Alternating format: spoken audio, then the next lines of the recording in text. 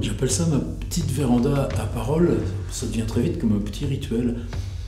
Venir là, dans l'heure creuse du début de matinée, et encore les sensations, les rêves, puis là, c'est le paysage que j'ai devant moi, c'est de la montagne. C'est calme, c'est tranquille, il n'y a pas encore des lumières très pesantes. Je suis dans un intérieur, donc c'est comme un petit peu quand même situation studio.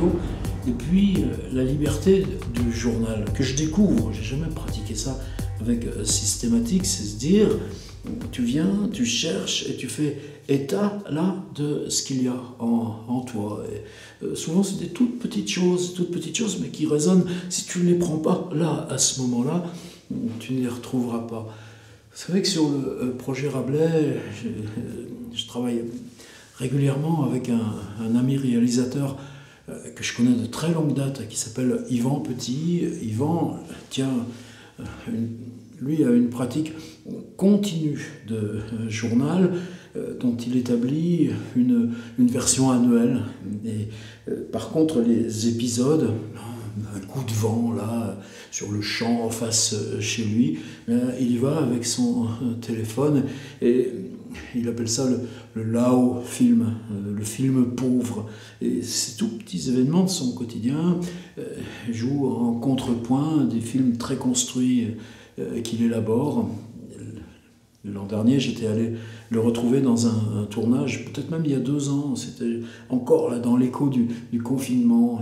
Sur le Cher, il y a l'entreprise Vinci qui crée une sorte de dérivation pour la remontée des poissons. Un tout petit ruisseau de rien du tout. Mais pour ça, il a fallu tout un balai de pelleteuses, et lui se mettait en face au téléobjectif, au 200, et filmait de façon très géométrique ces pelleteuses. Peut-être on en reparlera parce que ça fait réfléchir à d'autres choses en ce moment. Et là, sur son Patreon, je vous mets le lien juste en dessous, Yvan, mais on se répond un petit peu dans là, la vidéo immédiate, sauf que lui, c'est pas parole, c'est image, sous-titres écrits. Alors, c'est peut-être aussi le champ de la première interrogation, celui qui m'a le plus secoué en découvrant cette petite vidéo. L'envie irrépressible de faire un film. Une attaque, et tu ne sais pas pourquoi ni comment ça arrive. Sauf que lui, cette envie irrépressible se traduit sous forme de film à faire. Moi, j'ai ces intuitions sans arrêt. En tout cas, on cherche à travailler la disponibilité en soi pour que viennent ces intuitions. Et la lecture, évidemment, pour moi, le premier champ, alors que peut-être pour Yvan, ce premier champ, c'est l'image. Une digue, de l'eau, un élément urbain, et l'objet vers lequel va cette intuition, cette pulsion, c'est un film. Et quelquefois, moi, ça me travaille de façon un petit peu, pareil, obscure, opaque, mais c'est pas essentiel, justement, parce que l'essentiel, ça resterait pour moi ce champ langage, là, le champ du surgissement de parole. Qu'est-ce qui distingue de capter là, ce surgissement, d'en faire ces petits objets qu'on propulse par rapport à la médiation de l'écriture, la reprise lente de l'écriture, et l'idée, plus loin, l'intuition d'objets qui sont d'abord langagiers, c'est-à-dire cette caméra que j'ai avec laquelle je me filme, tu pourrais en faire des films. Pourquoi il ne devient pas l'intuition du film à faire? Combien de fois, quand tu regardes des petites chaînes vidéo des amis, des copains, tu te dis « Oh, mais ça, je pourrais emmener ma caméra et travailler sur ce... » Et non, ça ne me vient pas sous forme de film, c'est un creusement.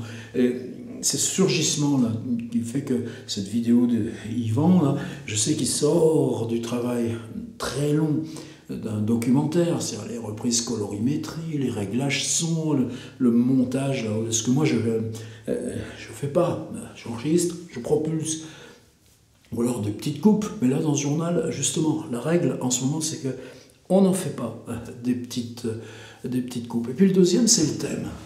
Alors le thème, C'était l'attaque de panique, c'est-à-dire la crise d'angoisse. Est-ce que quiconque d'entre nous échappe à ces survenues de l'angoisse? Il y a des grandes écritures qui sont uniquement là-dessus, sans parler de Baudelaire, mais sois sage, ô ma douleur, et tiens-toi plus tranquille. Tu réclamais le soir, il descend, le voici. Une atmosphère obscure enveloppe la ville, aux importants la paix, aux autres le souci, pendant que des mortels, la multitude de villes, sous le fouet du plaisir, ce bourreau sans merci va cueillir bam. Et ces questions-là de l'angoisse, évidemment, elles peuvent être paralysantes. L'autre grande écriture, c'est Antonin Artaud, le Pesner. Comment écrire dans la dépossession. Et tu sais que c'est pas cette dépossession elle-même qui fabrique, qui donne une valeur absolue au poème. C'est au contraire d'y résister. Mais pour chacun de nous, il y a ce désespoir aussi quand tu vois tout ce qu'on a tous dans notre champ relationnel, social, là, de ces êtres paralysés, de ces êtres qui se reconstruisent. On a tous éprouvé, à degrés divers, on peut le dater dans sa propre expérience, des moments où on n'a pas été plus fort. Donc c'est quelque chose qu'on prend au sérieux. Et le paradoxe peut-être pour nous, c'est que s'il n'y a pas ce travail sur ou dans l'angoisse, il n'y a pas ce retournement vers le livre, vers le film, dans la musique. Et ce jeu-là, comment on arrive à ce point-là du tremblement, à ce point de l'ambivalence, comment on arrive à l'endroit où on n'est pas dans l'écrasement, mais c'est aussi parce qu'on a connu l'écrasement qu'on arrive à tenir là, dans cette tremble. C'est ce qui fait aussi que notre travail d'art à la fois est permanent. Je travaille tous les jours, je travaille tout le temps. Et puis, ça ne s'arrête pas. Dans les retraites, se promener un panneau « Je ne veux pas mourir sur scène ». Enfin quoi? C'est pas ça la question. Mais on sait qu'on est tombé dedans parfois. On sait que tu ne t'en libères pas parce que quoi que tu fasses, l'endroit où ça prend couleur, l'écriture, le film, la musique, je parle pas peinture, enfin de toute façon, c'est pas ça la question. Est-ce qu'il y a un socle commun là, qui nous rejoint en tant qu'artiste? Si tu fais une photographie d'un silo, ou avec un drone là, comme l'ami Mériol Lehmann, là, d'une trace là, en zigzag sur une route droite, et ça suffit et tu comprends pas le pourquoi. Et probablement que ça déborde aussi la seule question de l'artistique, mais je crois quand même qu'il y a peut-être une frontière. Et donc la question c'est, est-ce que tu travailles sur l'angoisse en tant que telle, ou est-ce que par moment, justement, ce qui te relance, toi, dans le chemin, c'est que là, pour un instant, tu la saisis hors de toi et tu la renverses hors de toi. Je ne veux pas dire que c'est ça qu'il avait, mais il laisse une énigme, Yvan, dans cette vidéo-là que vous pouvez regarder. En plus, il fait quelque chose sur sa chaîne Patreon que moi je ne fais pas, c'est-à-dire la possibilité d'y accéder là, librement pendant une semaine. Moi, ça m'est plus difficile parce qu'il y a toutes ces ressources, ateliers d'écriture et tout ça. Et ça, je ne peux pas le laisser comme ça tranquille. Mais tu sens qu'un film est possible. Et là, lui, c'était simplement se faire des samples. Je crois qu'il en prend 4 en 7 minutes de chaînes vidéo où quelqu'une témoigne d'une attaque de panique. Panic attack. La disjonction anglais-français est présente aussi. Et comme par hasard, il prend là des exemples anglophones. Et cette question aussi, elle pose justement, là-dessus pour moi, je me suis dit, tiens, peut-être là c'est ton journal de ce matin, c'est attaque de panique, tu peux travailler sur les propres moments de ton angoisse. Tu peux travailler sur comment ça te prend, à quoi tu rêves, ou tu peux travailler sur quelque chose de très quotidien. Moi, souvent, avec ces vidéos de train, ouais, bon, bah, tu as un paysage qui défile, mais si c'est pas ça, la panique latente qui l'organise, ça vaut rien ta vidéo de train. On est tous, toutes dans cet entrefer-là.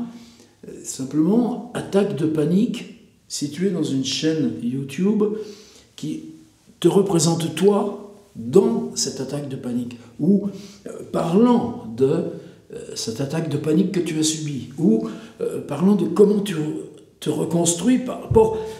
on est toujours dans l'introduction, j'allais dire l'injection, du fait de la représentation dans ce qui n'a que des parois noires, et n'est pas une adresse. C'est bizarre, j'ai jamais mentionné la question du théâtre, c'est la question de la scène, c'est-à-dire comment on peut travailler ce vide à l'intérieur de soi et le renvoyer comme adresse.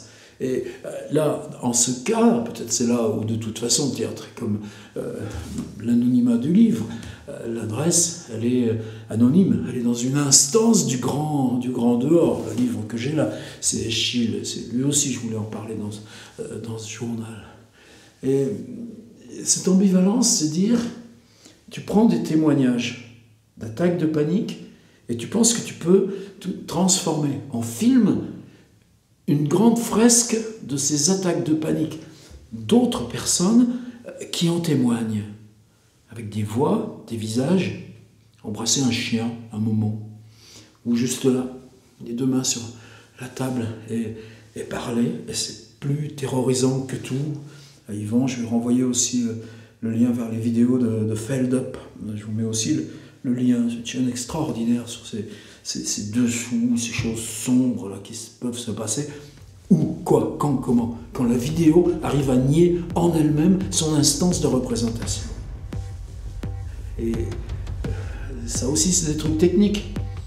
Est-ce que le fait de savoir que je parle là, sur une vidéo vue 2 fois de suite, mais de 7 minutes, là, juste, il y a 1 heure, puis tu te dis, tiens, si je prends ce petit point et que je l'ouvre là, une petite bulle de savon, parce que mon truc c'est parler sans savoir où je vais, est-ce que je peux, par le temps même de parole, la laisser venir l'angoisse, ou ce que je sais de l'angoisse en moi, et faire que ce soit là, hors de moi, tenu en avant, libre de moi, et que l'instance de publication de la vidéo, comme on publie un texte écrit, l'embarquera aussi. Voilà, allez voir cette vidéo d'Yvan Petit. Et cette question de l'angoisse, pourquoi pas y revenir régulièrement, mais dans ce que change cette question de l'ambivalence et de la représentation. C'était le journal de ce matin.